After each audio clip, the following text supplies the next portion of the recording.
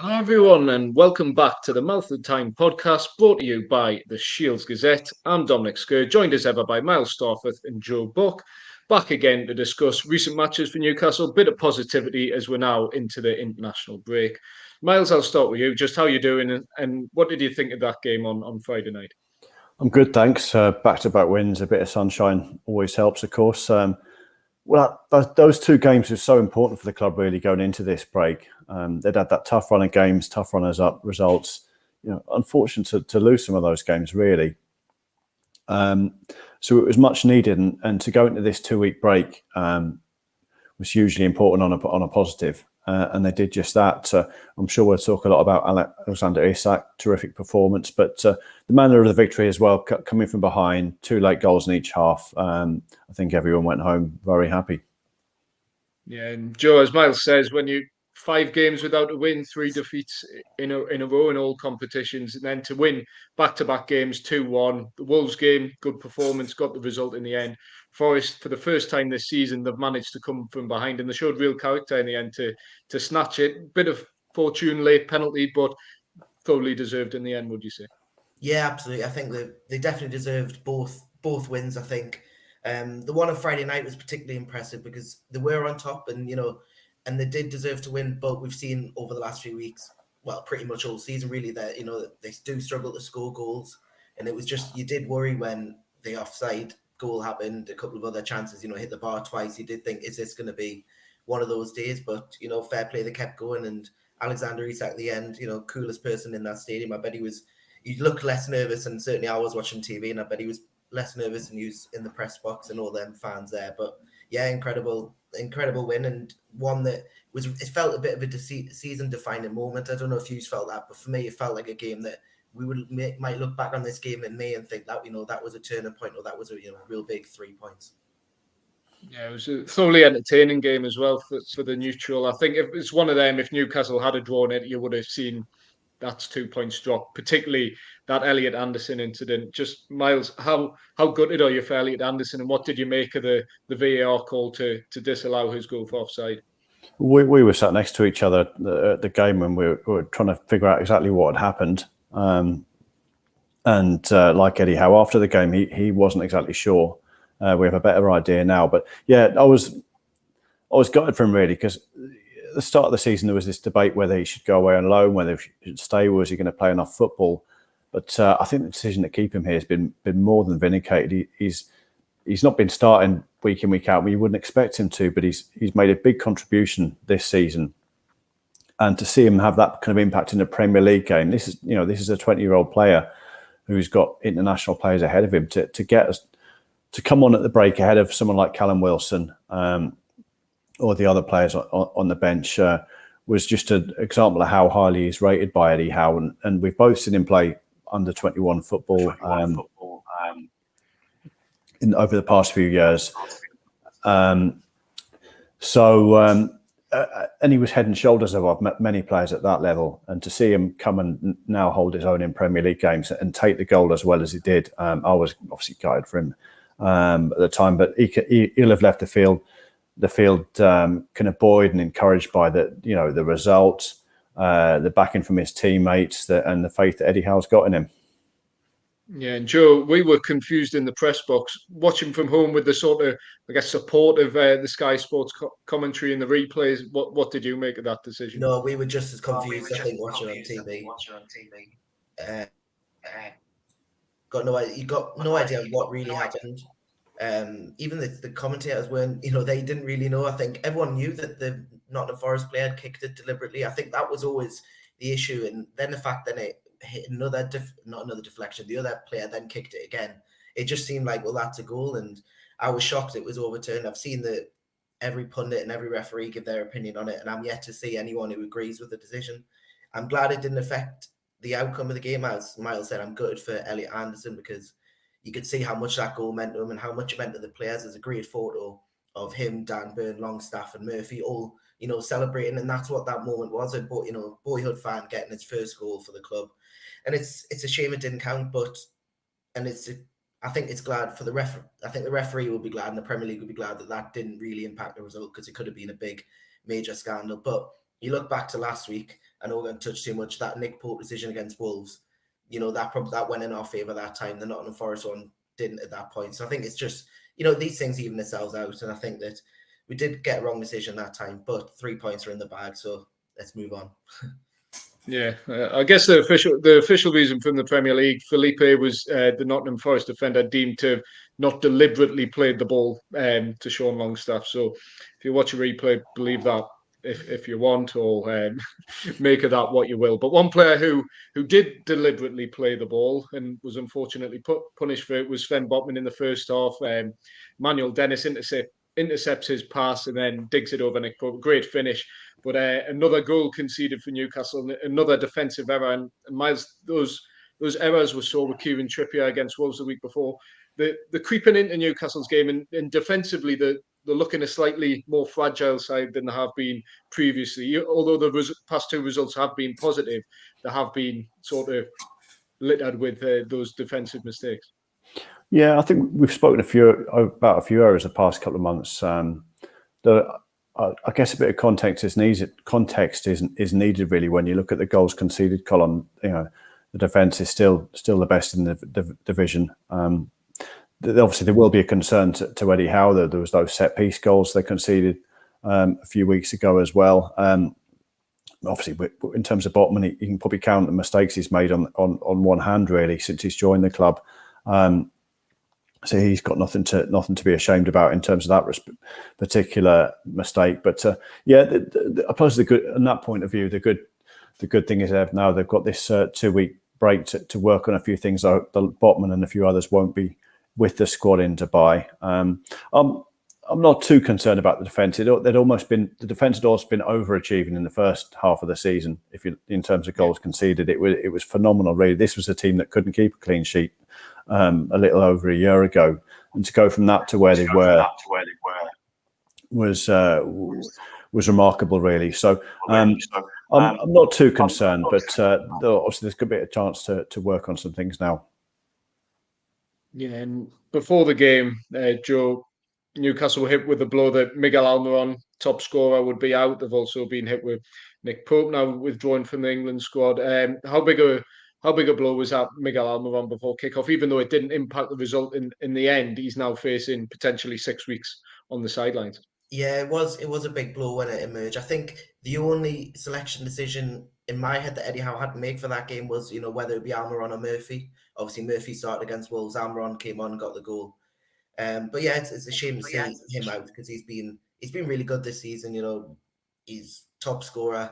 He's shown why Eddie Howe loves him, and why he got that 3.5 year extension with contract. And it will be a shame over the next few weeks. I think it would be nice to see Anthony Gordon back. I know that if he's touch and go for the Man U game, but they've got enough people in them areas. Luckily, with St. Maximin as well. So, and obviously, as we saw Elliot Anderson on Friday night. So I think they've got enough cover without Almiron, but it will be a big miss because, as I said, he's been great this season. But there's enough. I've got enough trust in all the other options they've got to, negate the fact that he's absent, and hopefully his absence isn't really tested next month because it's a massive month in April coming up. With some of the games they've got. Yeah, and Miles, what's your understanding of the injury situation, as you like, where Nick Pope's withdrawn from the England squad? We've had Fabian Schell also missed out from the Switzerland squad. Miguel Almiron, obviously, Alan St. Maximin, Eddie Howe mentioned. There's a few players now, but this 2 week break almost comes at a good time to help them recover. Yeah, Eddie Howe now on a few occasions has spoken about the kind of bumps and bruises. He spoke last week about nursing a few players, managing players. And I think some of these injuries are a case of managing little issues that players are going to have at this stage of their season. They've played a lot of football. The Almiron ones, of course, is a concern. His international manager spoke about 3 weeks. So then Eddie Howe came out after the game in his press conference and said it's a 6 week injury. So that would, we're looking at May really before we see him again, which is a significant blow given the impact he's made. That's 11 goals this season. So other players are going to have to step up in terms of share. That again, it came out from his international kind of country. Talk about a foot injury in Switzerland. Eddie Howe kind of played it down and just again spoke about kind of managing it over these 2 weeks. And as I said, it's that kind of stage of the season Nick Pope, we don't know a great deal about this injury, although we understand he played with the problem at Nottingham Forest. I think whether we find out any more from the England press conference tomorrow, maybe Eddie Howe will speak from Dubai, the training camp, and we'll find out a bit more from that end. But I think a lot of this is kind of the kind of injuries we'd expect players to be carrying at this stage of the season. But Almiron certainly is a blow. Yeah, and now we're into the international break. One player who we're probably a bit nervous about given what happened to him the last international break, but Alexander Isak away with Sweden now. Joe, we've spoke about him before. His impact has been limited, but hard to question his impact the last two games. Been incredible. Yeah, he's been tremendous. I think he's the player that we all hoped that would see, and obviously it took a while with that injury. But yeah, he's been really good just in all aspects of the game. I can't praise him enough. I think that he's got so many, different aspects to his game. He's strong. He's good in the air, as we saw with that header against Wolves. He's quick in behind defenders.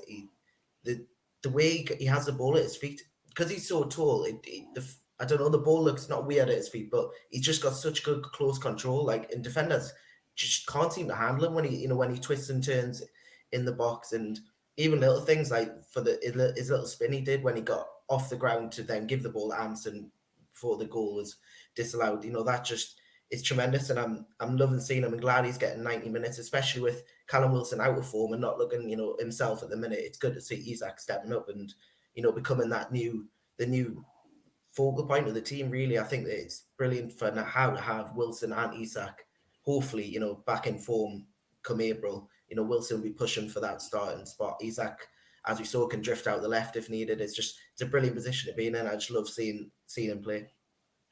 Yeah, and Wilson's sort of been the first choice striker for Newcastle, but Isak now, based on the last two performances in particular, and as you say, Joe, Wilson, I think one goal in 15, 16 games for him now. Miles, Isak's now the first choice striker for Newcastle based on what we've seen. Yeah, it certainly looks that way, and we've spoken about how different he is to Isak and Wilson are really. Isak's not the kind of centre forward that's going to rough up defenders in the way that Wilson did. He's got that kind of nasty streak to him, which you often need in that position. But he's got a bit of everything really. I think Joe's listed a lot of his attributes. He's got so many kind of strings to his bow, and we've seen a few of those in the past couple of weeks. And I'm so pleased for him, given how frustrating a season he has. That injury last September, of course, in international duty, the last time he went away. And then he was missing until January in the FA Cup, of course. So it's terrific, really, to see him in form. You can see him adapt into the English game, the physicality, the intensity, the pace, and to see him score the header that he did the previous week was terrific, really. Those are the kind of goals that we expect a centre forward to score, and he's quite capable of scoring. Yeah, and back-to-back wins for Newcastle now takes them fifth in the league, 2 points off Spurs in fourth, but with 2 games in hand, and suddenly the picture is the Champions League charge is almost back on, if you like, if it ever went away in the first place. We look at the situation Spurs find themselves in, despite their position. They must be pretty concerned about what the direction that club's going in, that team's going in. Big questions over Conte as well, where there's a lot of stability up here, and the team's had that dip, of course, if you want to call it that. But real opportunity now in the final couple of months of the season to push on and potentially into that top 4 place.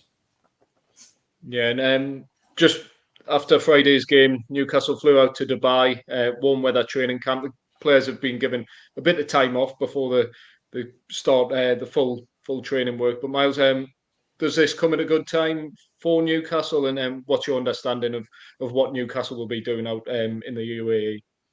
Well, Eddie Howe hasn't spoken too much about what the plan is. What he did say was there was a bit of rest and recuperation to start with, which is exactly what he said last year when they went to Dubai. So players have probably had the weekend to themselves. Some have been elsewhere. We've seen Bruno and Joelinton. They've been away elsewhere, maybe 1 or 2 other players too. And of course, there's a number of internationals. But the real work will start kind of later this week ahead of that Manchester United game. I'm not sure if they'll be playing in any training games or friendlies over there. I'm sure we'll find out. But it's a good opportunity to get some rest and get some warm weather training, even though the weather seems to be picking up a little bit here. And we've seen the last of the snow, which has obviously impacted training over the past few weeks. So no, I think it's a good opportunity and something that Eddie Howe, as we know, he did at Bournemouth. He would take his players away during these breaks, get them together. He's very much about the team bonding, and we've seen the same here. Yeah, and after the international break, big game for Newcastle. They play Manchester United, and if they win that game, they'll go ahead of Man U in the table, which is crazy to think, really. And Joe, just how big is this game against Man U? Given Newcastle now have a couple of weeks to prepare for it, and what should be the approach to it, really? I think it's massive. I'm sick of having big games against Manchester United, but it is a huge game. I think with Man U on this Sunday, and then they've got West Ham in midweek and Brentford at the weekend. They're three big games. I think that's going to be a defining week of the season. But I think if they can beat Man U, I'd say they go third now with games in hand and all that.